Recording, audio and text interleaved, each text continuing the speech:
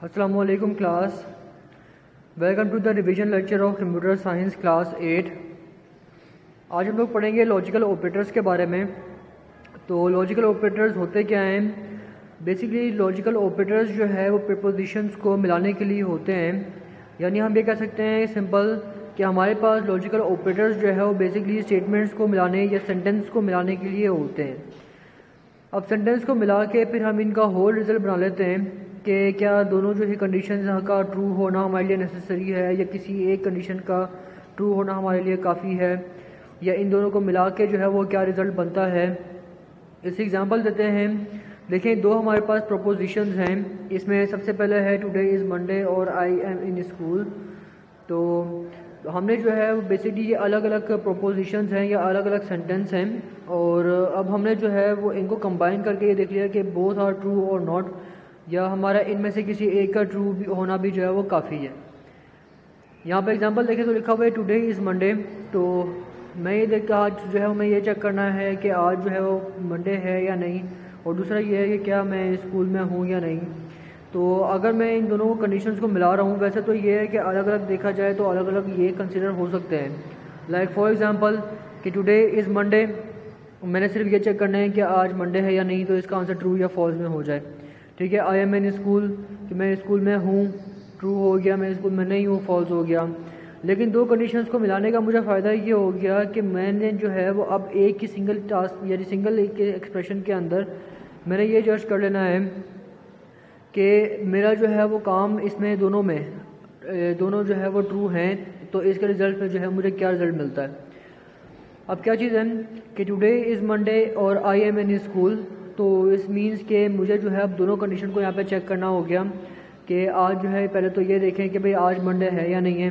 तो आज तो वेडनेसडे है, इट मीन्स के आज जो है ये कंडीशन फॉल्स हो गई। दूसरी चीज़ ये है कि चलो हमारा एक तरीके से हो भी गया कि चलो ठीक है यार दिन कोई भी हो, लेकिन दूसरी सेंटेंस क्या चेक करना है मुझे कि आई एम इन स्कूल कि मैं स्कूल में हूँ या नहीं हूँ। तो बेसिकली दो प्रोपोजिशंस को मिला दिया मैंने, और इनको मिला के एक कंपाउंड प्रोपोजिशन बना दी है। और फिर जो है वो इनको मिलाया किस तरीके से है, इनको मिलाया है मैंने एंड या और लॉजिकल ऑपरेटर के थ्रू। अब इन जो लॉजिकल ऑपरेटर्स हैं एंड और नॉट, इन तीनों के बारे में हम लोग डिटेल से पढ़ते हैं। सबसे पहले है हमारे पास एंड ऑपरेटर। ये एंड ऑपरेटर क्या करता है? एंड ऑपरेटर बेसिकली दो या दो से ज़्यादा प्रोपोजिशंस को मिलाता है, यानी दो या दो से ज़्यादा सेंटेंस को मिलाता है। और इसका जो मेन लॉजिक है ना, या कहना कि मेन चीज़ है इसके अंदर, वो ये है कि आपको ये आंसर ट्रू देता है जब आपकी सारी की सारी जो प्रोपोजिशंस हैं वो ट्रू हो। यानी एक हम एग्जांपल ले लेते हैं वही वाली कि आज today is Monday and I am in school. तो अगर मुझे आंसर ट्रू में चाहिए ना, तो मुझे जो है वो इन दोनों का ट्रू होना इनके मेरे लिए जो है बड़ा ज़रूरी है कि आज जो है वो मंडे भी हो और दूसरा मैं स्कूल में हूँ। अगर इनमें से कोई एक भी कंडीशन फॉल्स हो जाती है, लाइक आज वेडनेसडे है, मंडे तो 2 दिन पहले था, तो इस मीन्स के जो है मेरा आंसर फॉल्स में आ जाएगा।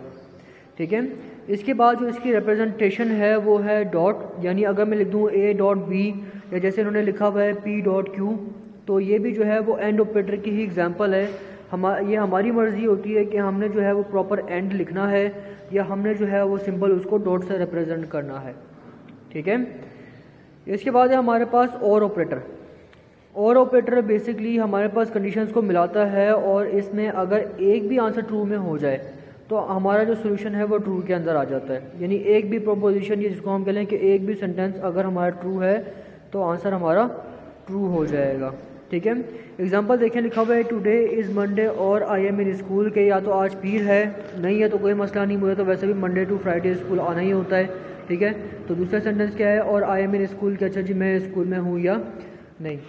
ठीक है, तो इसमें क्या होगा कि अगर मेरा एक भी आंसर जो है वो ट्रू में, या एक भी जो मेरा एक्सप्रेशन है या प्रोपोजिशन है वो ट्रू है, तो मेरा जो सोल्यूशन होगा वो ट्रू के अंदर हो जाएगा। सारी की सारी अगर फॉल्स हो जाएं तो जाहिर सी बात है कि सब अगर फॉल्स होंगी तो फिर उस सूरत में जो है वो मेरा आंसर जाहिर सी बात है फॉल्स में ही आएगा। इसको भी लिखने के दो तरीके हैं हमारे पास कि या तो हम लिख दें पी और क्यू, ये और जो है वो बेसिकली ऑपरेटर है। ठीक है, या फिर हम लिख दें सिंपल पी प्लस क्यू। ठीक है, तो प्लस सिंबल जो है वो यूज़ होता है हमारे और ऑपरेटर के लिए। लास्ट हमारा topic not operator. Not operator basically हमारी कंडीशन को रिवर्स कर देता है, ठीक है, या सॉरी कंडीशन कह रहा हूँ मैं, ये हमारे रिज़ल्ट को रिवर्स कर देता है। इट मीन्स कि अगर हमारा जो आउटपुट है या हमारी इवैल्यूएशन है वो ट्रू आ रही है तो नॉट ऑपरेटर उस इवैल्यूएशन को फॉल्स में चेंज कर देगा। इसी तरीके से अगर हमारे पास जो आउटपुट है या इसका रिज़ल्ट है वो फॉल्स में आ रहा है तो by using not operator we can reverse the result into true, कि ये ऑपरेटर जो है वो बेसिकली फॉल्स को फिर ट्रू में चेंज कर देगा, ठीक है। एग्जांपल देखते हैं कि लिखा हुआ है टुडे इज़ मंडे, ठीक है। तो अगर ये मैंने लिखा हुआ है प्रोपोजिशन के अंदर टुडे इज़ मंडे, तो सिंपल नॉट ऑपरेटर के थ्रू जब मैं इसको अप्लाई करता हूँ तो क्या होगा, टुडे इज़ नॉट मंडे, कि आज जो है वो मंडे नहीं है। सिंपल उसने एक नेगेटिव सेंटेंस बना दिया है, कह लो कि उस कंडीशन को रिवर्स कर दिया। इसके लिए जो हमारे पास सिंबल यूज़ होता है वो ये है, ठीक है। तो अगर मैंने सिंपल नॉट भी लिखूं या मैं सिंबल को यूज़ कर दूं तो कोई मेरे पास इसका इशू नहीं है। इसके बाद हमारे पास नेक्स्ट है डिस्ट्रीब्यूटिव लॉ। आप लोगों को ये रिवीजन लेक्चर हैं तो मैंने इसको बीच बीच में से टॉपिक करके आप लोगों को रिवाइज करवा रहा हूँ। ये वाला टॉपिक हमने अपनी इस वीकली शेड्यूल के अंदर भी ऐड किया हुआ है। देखें इस चीज़ को, डिस्ट्रीब्यूटिव लॉ के अंदर हम लोगों ने ये प्रूव करना है कि हमारे पास जो a डॉट बी प्लस सी का रिज़ल्ट है, वैल्यूएशन है, वो हमारे पास इस a dot B plus a dot C के इक्वल है। तो जैसा कि आप लोगों को पता ही है कि हमने a जो है वो बनाया स्विच, और यहाँ पे हमने इसकी कंडीशन दी 4 times false and 4 times true. B operator बनाया है यहाँ पे बी स्विच, और यहाँ पे हमने 2 times false and 2 times true लिखा हुआ है। इसके बाद सी ऑपरेटर है तो A 1 time fall and 1 time true. इसके बाद हमने बी प्लस सी ऑपरेट कर लिया। तो बी प्लस सी के अंदर आप लोग ये देख लें, जैसा कि मैंने आपको बताया था कि अगर एक कंडीशन भी ट्रू होती है तो आंसर जो है वो ट्रू में आ जाता है।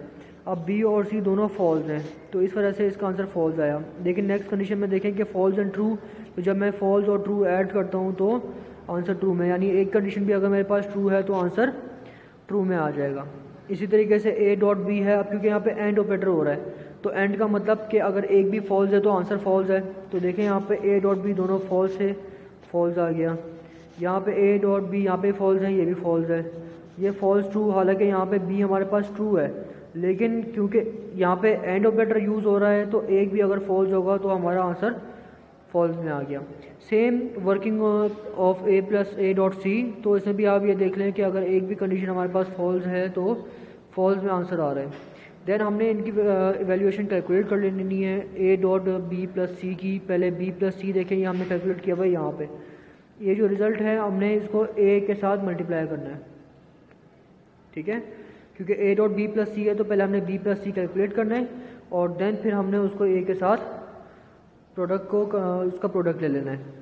इसी के तरीके से हमारे पास था a dot B dot a plus a dot C, तो हमने यहाँ पे पहले a डॉट बी कैलकुलेट किया, फिर a डॉट सी कैलकुलेट किया, और अब हमने जो है वो इन दोनों को यहाँ पे इनका जो रिज़ल्ट है उसको ऐड करते वक्त इनका यहाँ पे इवैल्यूएशन कर लेनी है।